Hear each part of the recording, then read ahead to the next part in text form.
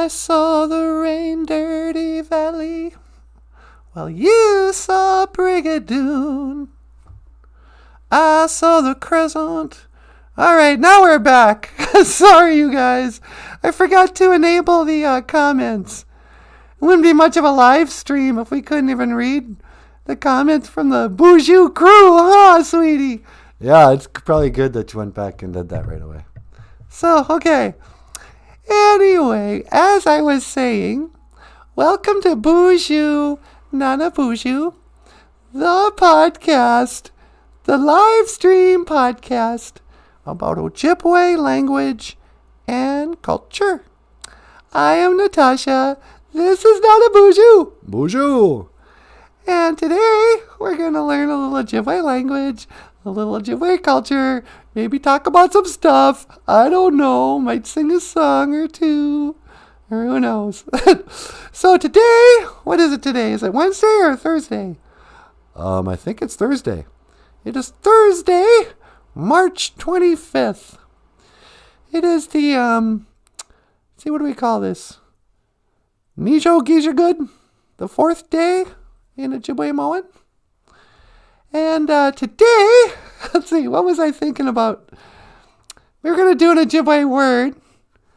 And now I don't even remember what we decided on. So let me find out with everybody else. Today's Ojibwe word of the day. Boom. Oh, yeah. Joanna Mishanang. Have pity on us. This is what you say when you pray to Gitche Manadu and you really need just to come and give me a break, will you? Joanna Mishanang. Joanna Mishanang. Joanna Mishanang. Have pity on us. So, if you want to pray a short prayer sometimes, and you don't want to learn a whole, whole paragraph of Ojibwe, you go put out your tobacco, and you say, Gitche Manadu, Great Spirit, accept my tobacco, o tapanaman niwi asema, and then just simply, Joanna Mishanang, have pity on us. These are tough times. Everybody's freaking out. It's not their fault. They know not what they do. But I mean, Joanna Mishanang is just the Ojibwe way of asking for some. It's also, you might have seen Joanna as a blessing. And it is blessing sometimes. Some people think of that word as, please bless us. But literally it means have pity on us. And it was making me think of some of my elders. When I was a little girl, they would go into the sweat lodge and they'd be like, Great Spirit, have pity on me. I'm a pitiful human. They would always say, I'm so pitiful. Have pity on a pitiful little person. And there's something about, you have to get humble. If you're going to be asking for blessings, healing, whatever it is, for some Junia. Oh, please help me pay my bills. Let's see who's here this morning. We've got Grieving Turtle, Boozhoo, my girl. Boozhoo, Minuki Gashab. Good morning. And the lovely Jessica Gonzalez. Oh, wow, I saw a picture of Jessica. Oh, she's just cute. Boozhoo, Jessica. And Jim Dunn is here. Boozhoo Jim, how are you? Live long and prosper. And, just talking about pity, being pitiful human beings. And, which I guess I might as well pull up the second word of the day. I'm just taking over. Yeah, you go right ahead, sweetie. I know it's Boozhoo Nanaboozhoo. Oh, big man. Well, today it's Boozhoo Natasha. And so our second word of the day is going to be Dabadane Dizzy Win. A little humility. You can't go walking into that old sweat lodge. Number one, you can't even walk in a sweat lodge. That's the whole point. They say make it short and make that door little. So you got to get down on all fours and you crawl in just on your hands and knees. The Dakota people say, Matakyawasan, or something like that, before they go in. All my relations, they want to remember that they're just pitiful, creatures crawling around on the earth, just like the deer and the beavers and the squirrels and whatever. We're not so special. We're coming in here with the Badane Dizzy Win, with a whole lot of humility. Just, because I don't think, and what do I know, but I suspect Gitchimanadu doesn't want you strutting in there like you own the place and say, all right, listen up, Great Spirit. I got a list of demands. Please, bless my family. You don't do it that way. You got to be humble. Got to smudge down. You got to give away your pride. Take away your pride. Pride's supposed to be a bad thing. Everyone's like, oh, you should have pride. Oh, I'm proud to be an American. Native pride. Oh, I'm so proud. It's like, yeah, okay, calm down. You should have a little humility, too. Dabadane Dizzy Win. Don't think you're all that. Oh, sweetie. Yeah, you preach it, sister. Yeah, Do you ever have trouble with your pride? Are you kidding? I sometimes think I'm like the greatest rock star in the world. Yeah, me too. I don't think I'm the greatest rock star. I think you are. Oh, get out of here, sweetie. But yeah, like anybody, if you're going to be an artist or a musician or something, you can't pretend you're not a show off. Yeah. But there's that fine balance of being humble enough to share your gifts and, but then have a big enough ego that you think you deserve to share them. Yeah. Oh, look at me. Hey, everybody, listen up. Got a YouTube channel. I must be so important. Yeah. So, that's that tricky thing. A lot of us, I don't know. When I was growing up, there was always so much attention on self-esteem. Believe in yourself. Beauty's on the inside. Don't judge yourself. Really, for all what people say that, everyone got bullied and there's so much peer pressure. Really, there was just as much talk about believing in yourself and accepting yourself and stuff. There was a lot of role models in movies and popular culture telling you to have pride. But still, a lot of us have like a nagging self-doubt. Some people even have like self-loathing. They'd go like, oh. I remember one time I was talking to this girl. She was talking about the Bible, and she goes, oh yeah, it says, love me as you love your own body, or something. Husbands, love your wives as you love your own body. And this dude goes, oh, I hate my body. That's not good advice. I got a big old beer belly. Don't tell me to love her like I love my own body. I abuse my body with drugs and alcohol. But it's a weird thing.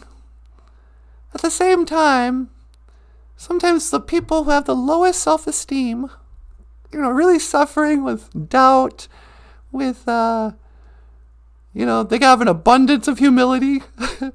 Sometimes they have just a burning desire to speak, to say something, to sing a song, to have people understand them. It's kind of the artist's path, At the same time, he wants to be left alone, live in solitude, and he wants to have acceptance and understanding from the masses. Oh, you're such a delicate little flower, singing with your, acoustic guitar. And why don't you step up here on this stage? We're going to have a spotlight come on you. And oh no, It's not enough that you're going to sing as loud as you can and play your acoustic guitar as loud as you can. Let's mic it up into these amplifiers. Let them hear you in the back, you know. So, the ding dizzy win. You got to have some humility. Oh, here's another one. I know you've talked about this before. But when people are artists and they talk about inspiration, and you go, oh, I got to be humble when I pray to GOFUNDME and thank him for my blessings. Oh, thank you for making me an artist. Thank you for my ability to draw a picture, you know.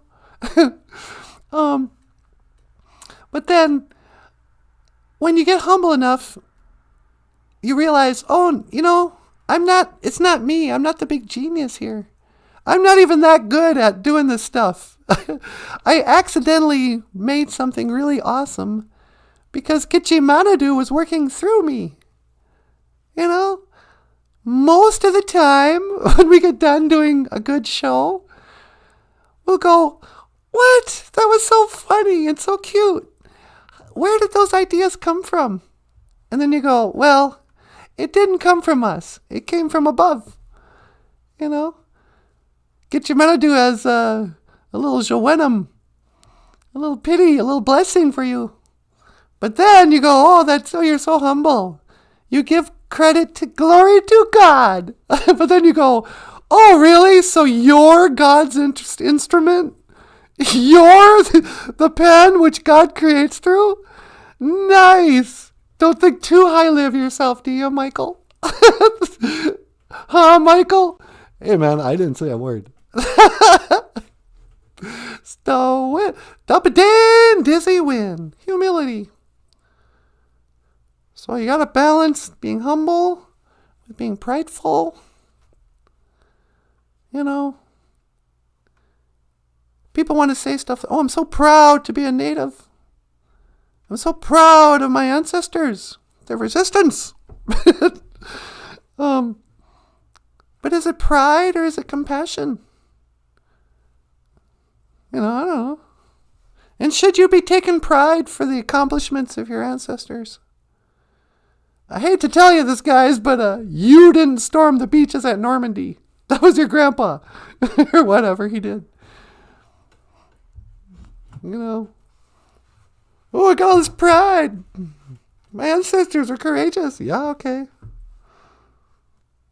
Let me get rid of this thing. It's cutting off my head. Ah. What? Ding dizzy win. So, what can I say about humility? We got kind of cocky yesterday with you know, trying to do too much on the show. You know, sorry about that. By the way, we screwed up the show yesterday. Had shut off everybody. Had to come back twice. So today, you know what we should do? Let's take a look at, what is this? Prayer. Oh, here we go.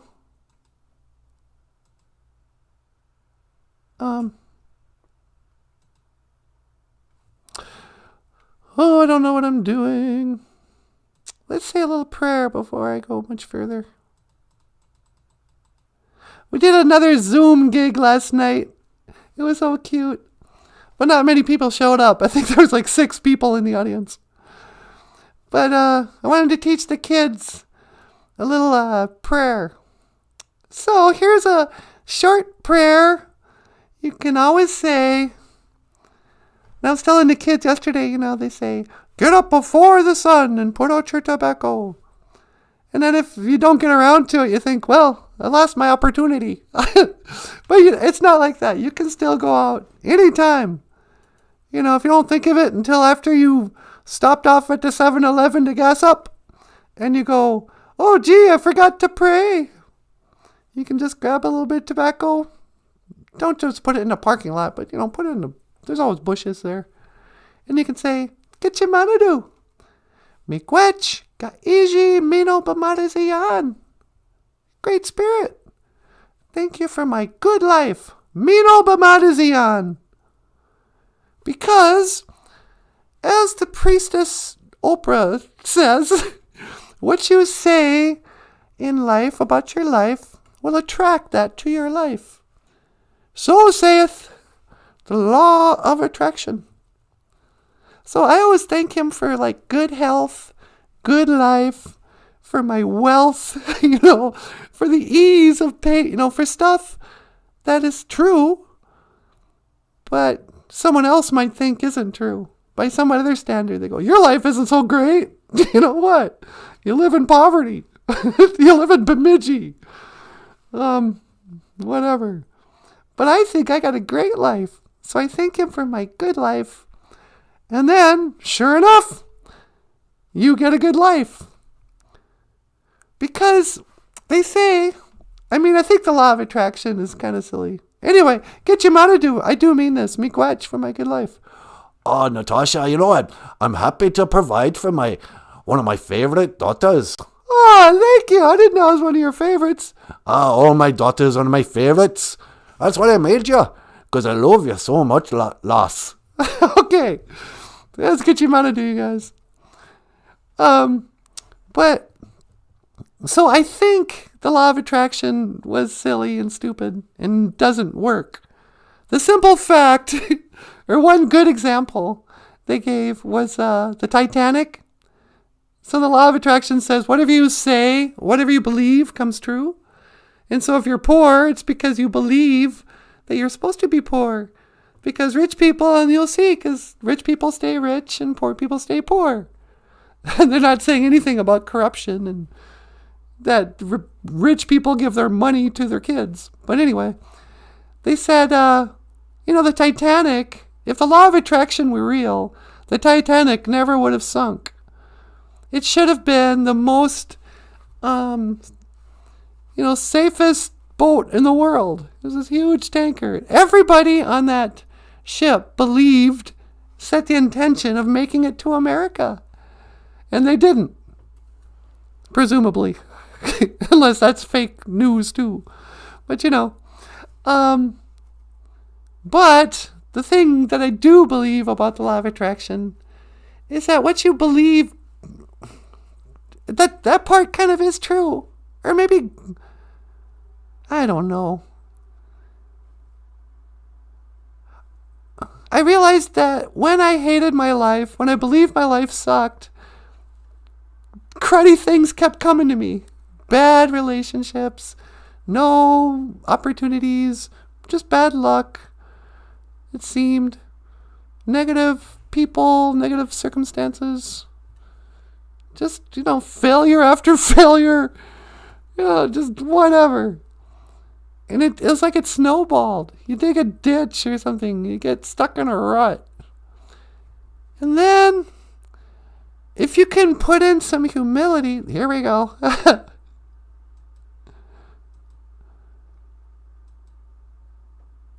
Oh, come on, word of the day.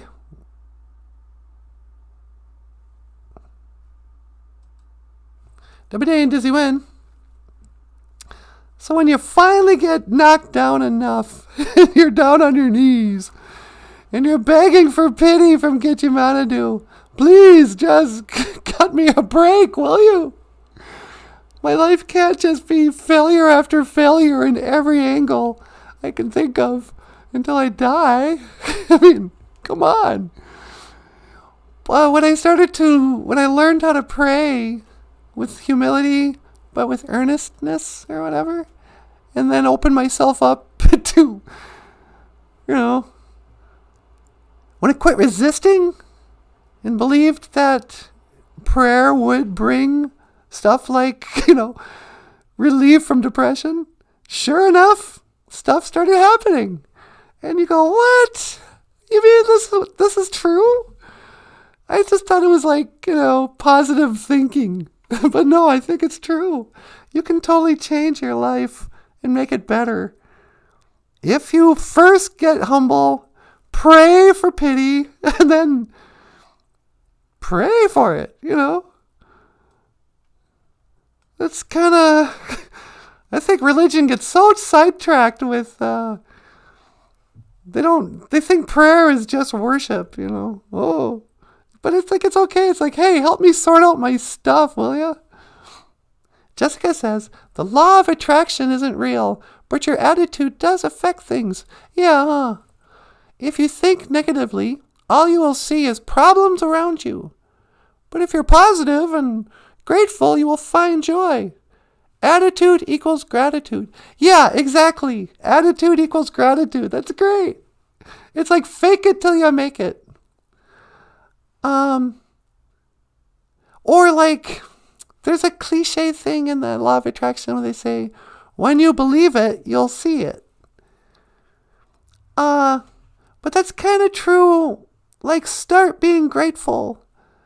Then you will get the things that you wanted to be grateful for. Just pretend. Because when you're depressed, it's really hard to be grateful. When you feel like life is after you. I mean, there were times in my life where I really believed that GOFUNDME was just messing with me. That he just wanted to see me squirm. He would tease me with hey, here's a relationship you might like. And then it would just be the worst thing in the world in every way. And just, it's like, why are you toying with me? Why am I 100% wrong 100% of the time in everything that I think good can happen? I was so mad at GOFUNDME. GOFUNDME. Oh, you were at last. You were in a right pickle for years there. But that's when I carried you. Yeah, I know. 2 footprints, whatever. But things started turning. You know what else? I have to admit. I'm going to shout out to my middle-aged sisters. It's such a cliche, but life does begin at 50. They never sing about people in their 50s. None of the love songs are about hooking up in your 50s. Nobody wants to hear about the problems and none of the superheroes are that old. Everybody's done caring about you by the time you're 40, really. Because every movie is about somebody in their 20s or 30s, And, so you can get really depressed thinking, for crying out loud, I'm going to be 50 and I still haven't worked out anything. But then I got humble, started to pray, got humbled, and it all kind of came true when I started to pray. And it made me believe in prayer. So, have whatever religion you want. I'm not here to tell you to believe in, the traditional way or the Christian way or the Buddhist way. I don't care. Do what you want. But as for me, I don't know. The prayer worked. So Jessica says, you can't find happiness until you're satisfied with what you already have. Did you eat today? Are you clothed in a warm home? Do you have a bed, family? Be thankful. So many people don't. Yeah, I think the problem is we don't teach our kids how to be grateful. A bunch of ingrates are having children who don't have any gratitude. They feel entitled. Everything's given to them. So you don't appreciate anything until you don't have it, Like Christmas was a big deal when I was a kid because you didn't get presents every weekend. Getting sweet cereal. What happened a couple times a year? Yeah, we had bran flakes and shredded wheat, and you could put your own sugar on there. But once in a while, you'd come, to the kitchen in the morning, and there'd be a box of Frankenberry. And you go, what, Mom? I didn't know you loved us so much. And then you'd have your Frankenberry sweet cereal and a little toy. A little plastic Frankenstein guy made out of a strawberry head. And, it's great. But, I had to learn how to be grateful for stuff. Because I wonder, now that I think about it, I had a pretty pretty safe childhood. And I succeeded at a lot of things early in life. You know, I was really popular when I was a little kid. And I had, kind of your classic a movie, pick your movie. My childhood had elements of that in there, So I didn't really appreciate it. I kind of thought everybody had two parents, their own room, their bike, a circle of friends, trips, prom. I was a starter in sports. I was in, a bunch of successes. And then grew up, and I was downhill from there for about 20 years of trying and failing and doing stuff I hated and failing at jobs I hated.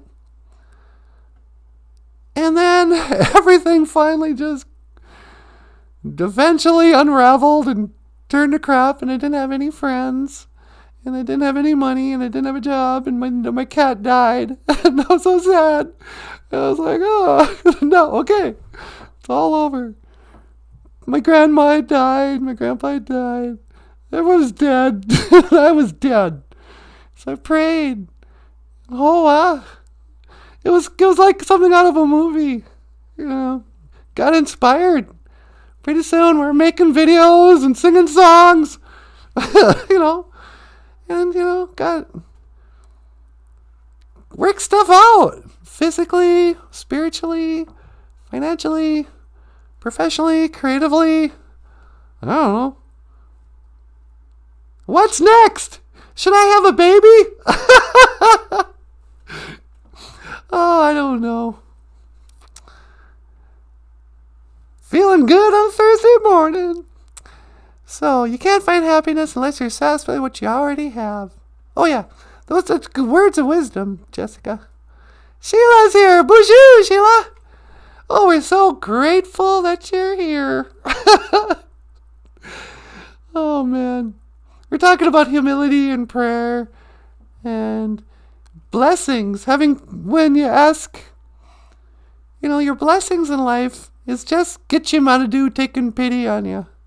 I think at the end of the day, none of us earn our vision, our sight.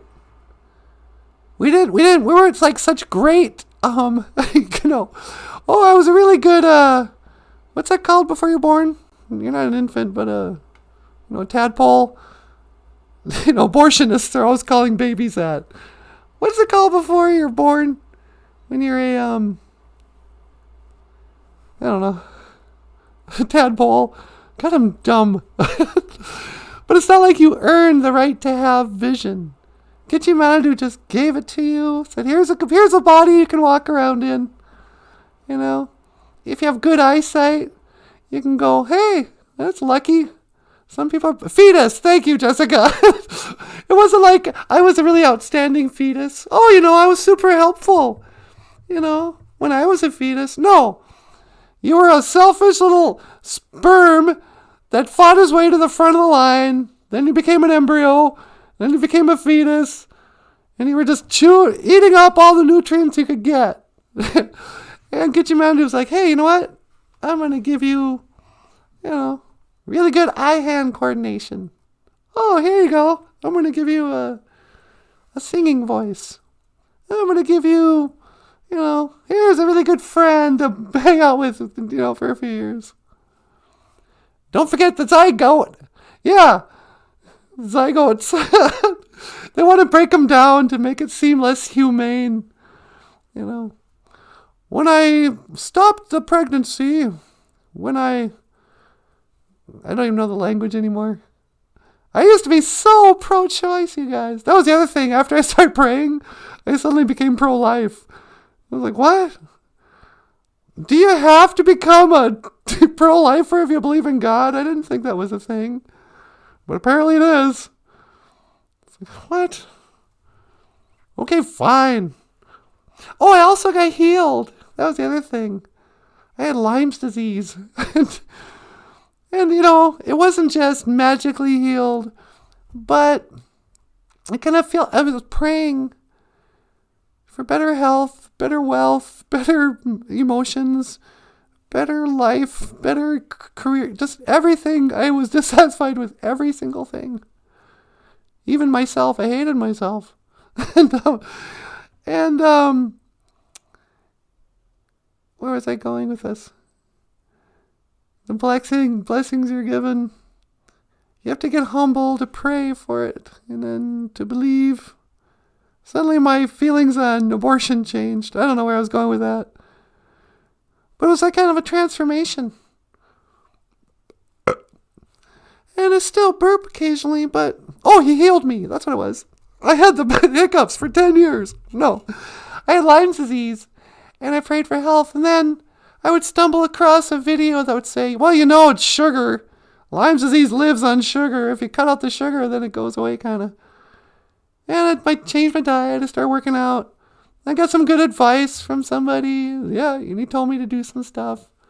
And pretty soon I was making changes in my life that led to quitting drinking, I haven't quit sugar by any means, you guys. In fact, right now, I've been jonesing for a cookie all morning because I've gone a whole 24 hours without a peanut butter cookie.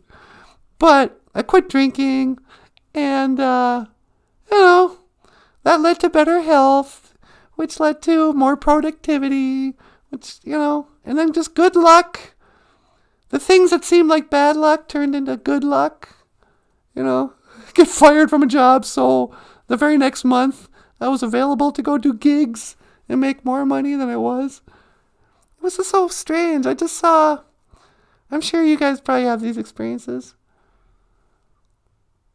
But it took really getting broken down before, they say, you got to hit rock bottom so you have a solid foundation to push off. And then you can get up to the surface again. So if you're going through hell, keep going. Get to the other side and get out. It's called going through hell. It's not calling sitting there and being there forever. Jessica says, Sheila and I got an A in sex ed. We know the baby stages. Yeah, all right, girls. It sounds like a couple of moms, too. Every mom becomes like an expert in baby development. Oh, my voice is so terrible. So, well, sweetie, what do you think? You want to get up here and talk to the the midwives? Yeah, sure. Okay, everybody. Let's see. Do I have anything I can do to make this transition seamless? Okay, here we go. Here's a gibberish cartoon by Michael Lyons that we can enjoy while I disappear. Let me put it in front of me.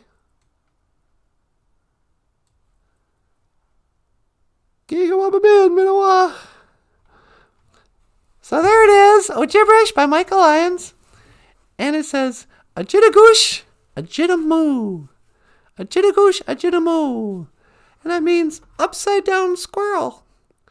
A jittagoosh, a jittamoo.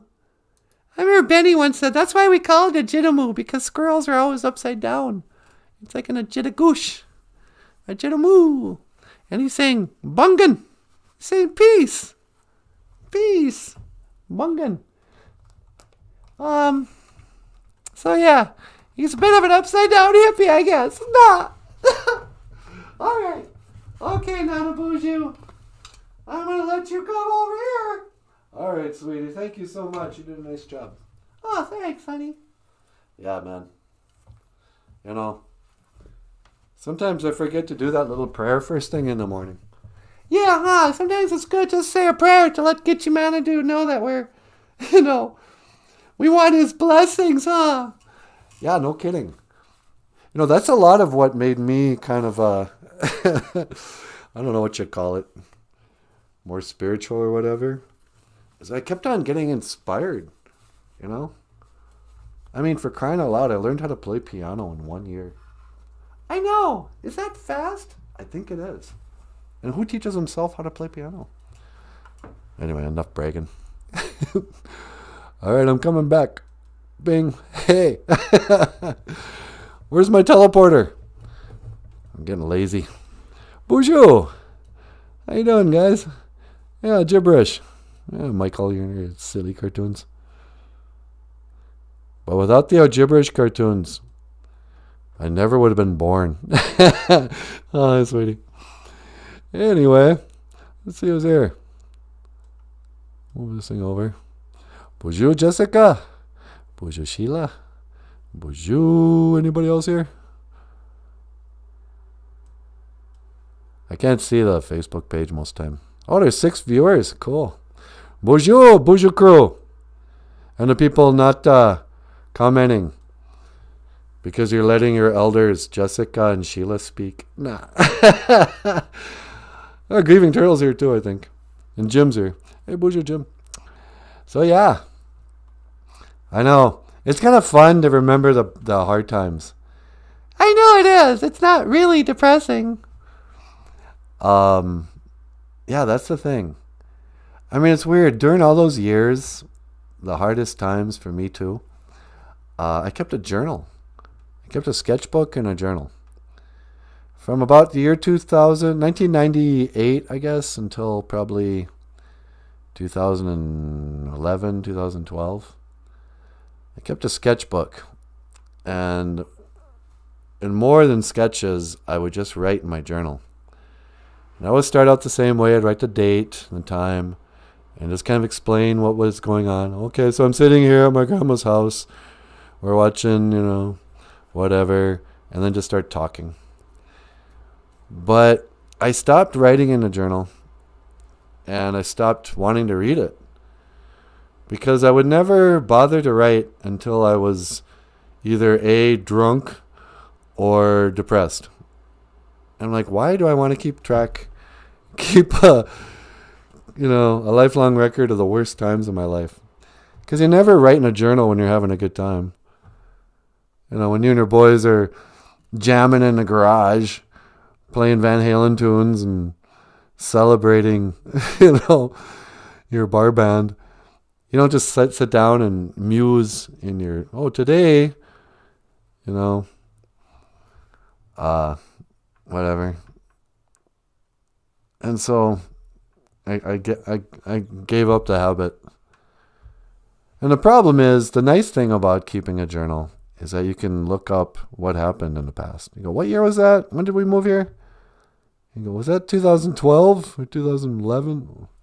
What year did Grandma die? Stuff you wouldn't think you'd ever forget. Like when Grandma was what? As you get older, you'll start to confuse decades. Did that happen in my 30s or my 40s? Which is insane, because when you're in your 20s, you're never going to confuse. Did that happen in high school or did that happen after high school? But it all becomes a blur the older you get. Because you can't believe it went by so fast. It's such a cliche and it's so true. Oh, the years go by fast. I mean, how is it possible that it's been... See, I got to do the math now. This is the year 21, and I graduated in 85, so that's 36 years ago. 36 years I've been trying to get my stuff together. Trying to make it on my own. Trying to grow up finally. Trying to be a man. Like Jim. Why can't we all be men like Jim? Real men. When Jim does push-ups, the earth goes down. I don't know. So, yeah. But I agree with you. Life does start at 50. At least it did for me. I didn't, you finally get to a point. I thought, like everybody goes through a midlife crisis at 30 because they're so dumb that they think 30 is halfway. Because nobody cares about people over 50 at all. You never see movies about people in their 50s. So most people, by the time they're 30, they think they don't imagine themselves being older than 60. Because maybe their parents are getting up to 60, and so that's it. So they think, okay, I'm 30, I'm halfway through. I'm having a midlife crisis. And you look back and you go, oh, I haven't achieved anything. I'm already 30, and I haven't become a millionaire yet. I thought I would be a millionaire by the time I was 30. It's like, why would you think that? How many millionaires have you ever met? But, I wanted to be a rock star. People don't become rock stars in their 30s. It's a young man's game. Go through all this crises. Oh, where's my life going? What if I never amount to anything? Will life just be toil and trouble and disappointment? I'm running out of time. I'm 30. But then by the time you're 50, you're so far past that. It's like, yeah. Yes, all your worst fears are true. Suck it up. Time's running out. Yep. And there's nothing you can do. So you might as well enjoy it. You might as well quit caring. Like when you're young, you keep on waiting to get permission to be yourself. Like, well, if I can just...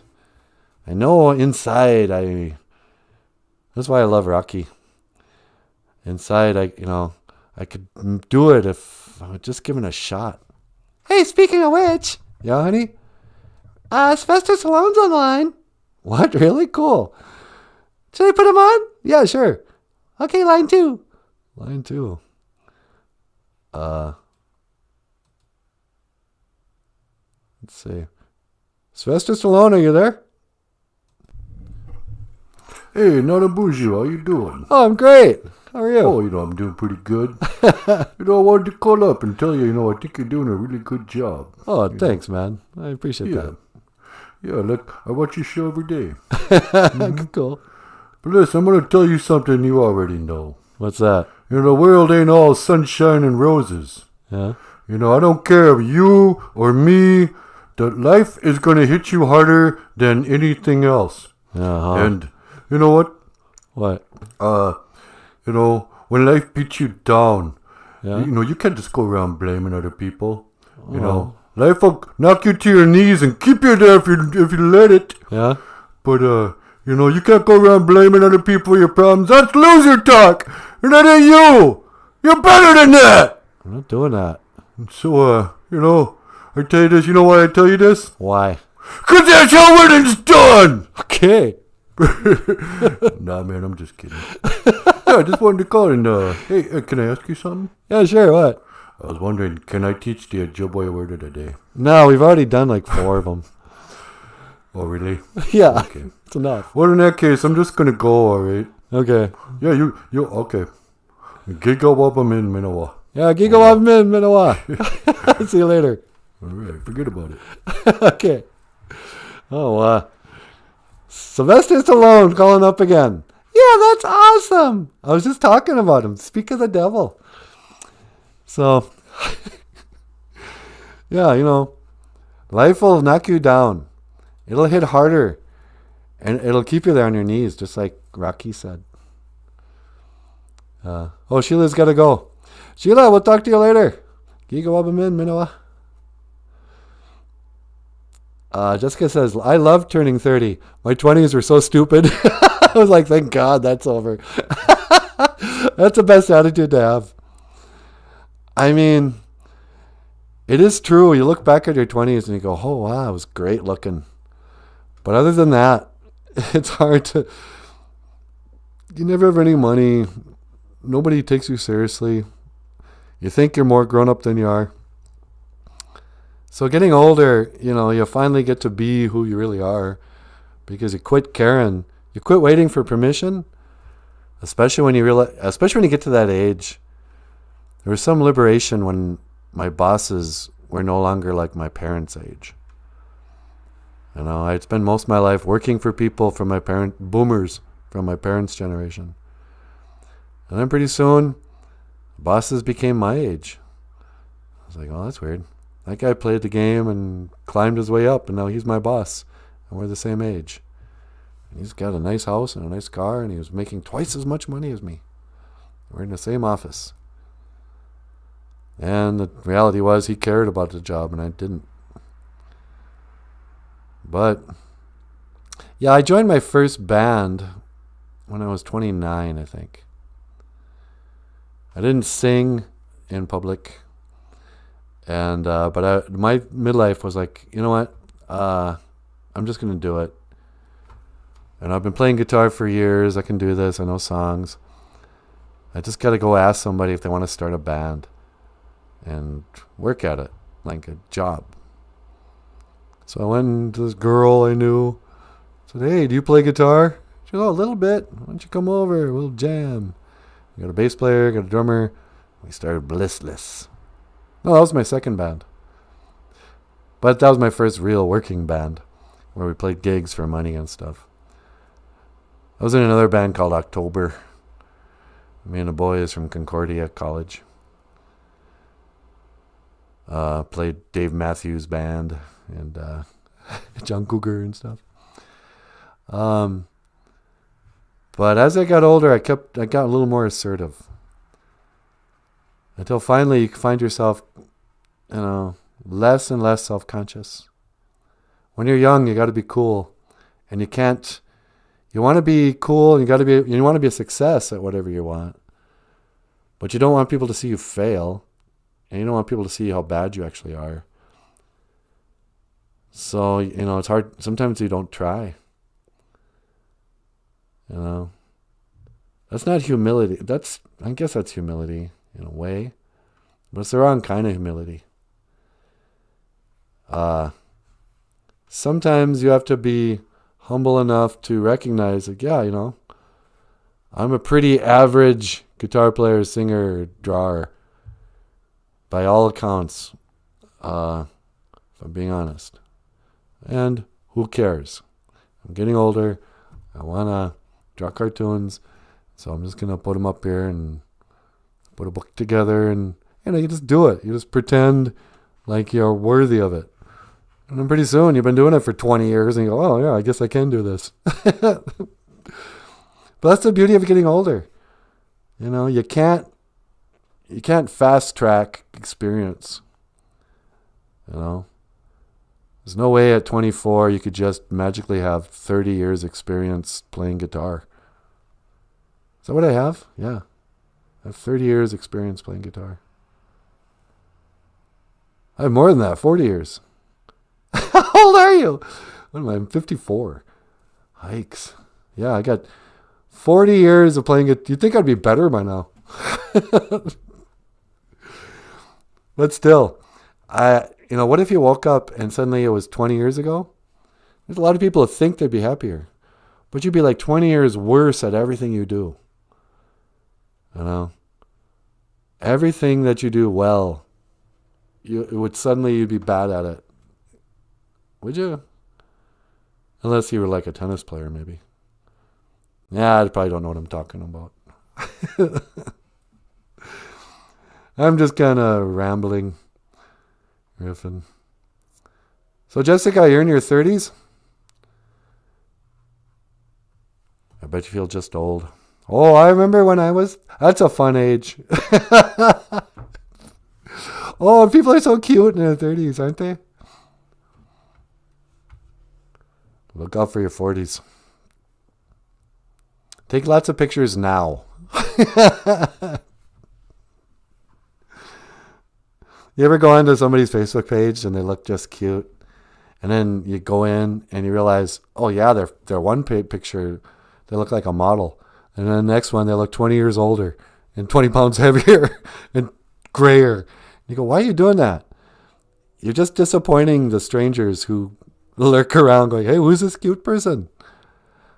It's like, I put my worst pictures up front. So then if they think that's a good picture, then they'll be really surprised. Oh, you should see me when I was 20 years younger. I don't do that. Jessica says, yep, I'll be 35 in a couple of weeks. If I could freeze time now, I would. If I could freeze time now, If I could find a way. Well, being 35 and a woman is pretty good because you can still have another baby. Maybe one. But the clock is ticking, sister. You know. Men peak at about 54. We just keep getting better and better until we're at prime, handsomeness, and no, that's not true. I think we peak at around 18. But 35 is a good age physically. I was such a loser at 35 that I was pretty unhappy. And I wasn't a loser is the other thing. But I felt like a loser. Even in my 20s. I was thinking about this the other day. When I went to college, I went out with a girl. Jim says 63 is prime. All right, that's good news. 63 is a good time. Oh, good. At least we have something to look forward to. Yeah, huh? You can still party at 63. Nah, just kidding. I was thinking about my 20s. So I was in my early 20s. I felt older than everybody because I started college late. I was like 22 and I was a freshman. And I was hanging out with all these young kids, I thought. They were like 18, 19 years old. And I went out with this girl who went to the private school, Concordia or whatever, the expensive private school. And there came a time when I had to drop out of school, and my car stopped working, and so I was just taking a bus to work. And I was working full time. I dropped out of college. I was working at a print shop, and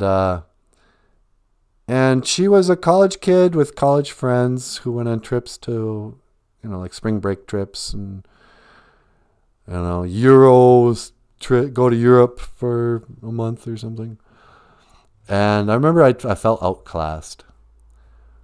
I remember one time even her mother said, it's not like we don't like him. We just don't think he's going to amount to much. And, they were rich people. They didn't want her to end up with a poor trailer trash like me. It was plain to see that a small town boy like me wasn't your cup of tea. But then I was looking back, and now that I'm an old man, I go, wait a second. Unlike those college kids, you were paying your own way. You were earning a living. You had a full-time job with adults. And you paid your rent. You didn't borrow money to pay. You earned the money to pay your rent. And you had a car that you bought. And when it broke down, you couldn't fix it. You worked out a way to get to work by taking the bus and walking and doing, you were crushing it. You were a working class guy, blue collar, but you felt like a loser because all your friends were like college kids. And but that's how naive people in their 20s are, I think. They compare themselves to other people, and you can feel like a loser even when you're a winner.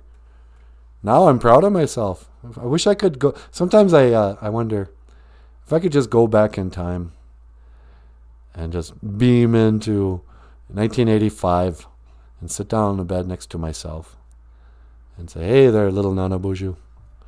How's it going? What would I say to him? I think I would probably say, number one, hang in there, buddy. It gets better. In about 36 years. But hang in there. Enjoy yourself. Don't take it so seriously. You're doing great. I'm proud of you.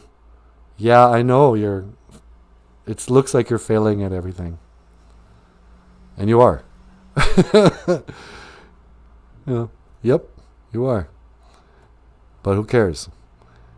Nothing. That's what I would say. I would say nothing lasts forever. Enjoy it, and it won't. It's going to change, and completely. Everything, every couple of years. Don't hang on so tight. What would you guys say to yourselves when you were 20? No, when you were 18.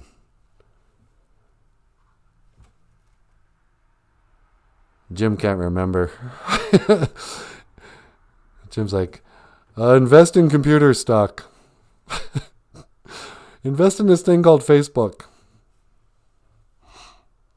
Don't go to New York on 9/11/2001.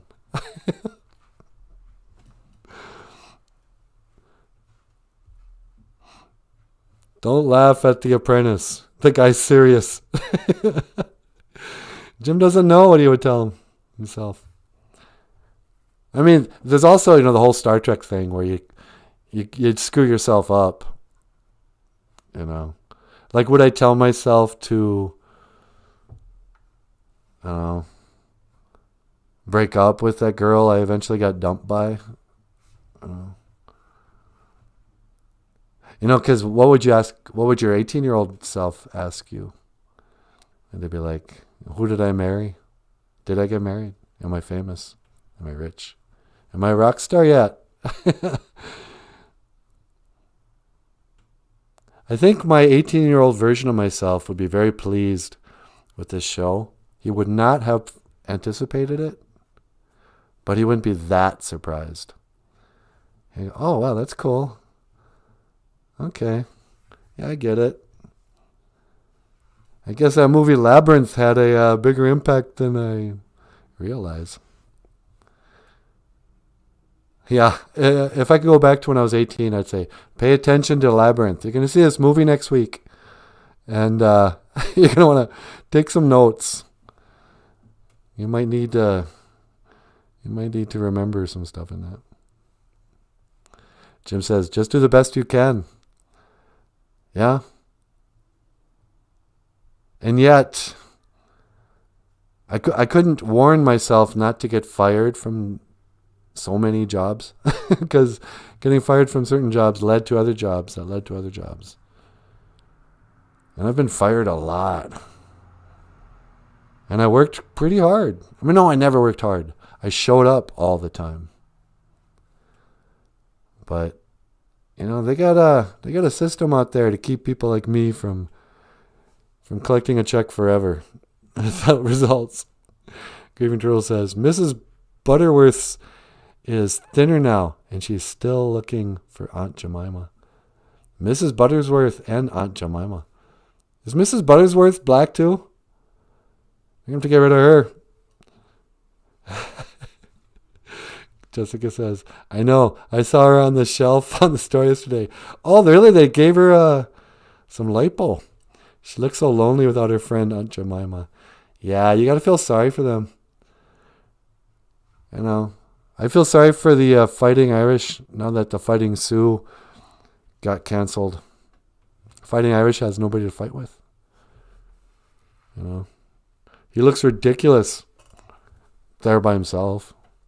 At least the Sioux gave him a fight. All right, you guys. Well, it looks like it's that time. And look, we didn't shut off the show the whole time. I want to say miigwech, ganawabi egg. Thank you for watching. Boozhoo Nanaboozhoo, the podcast about Ojibwe language and culture. I am Nanaboozhoo, and this is Natasha. Boozhoo! And I will see you again. Gigawabamin. Minawa. Hawa.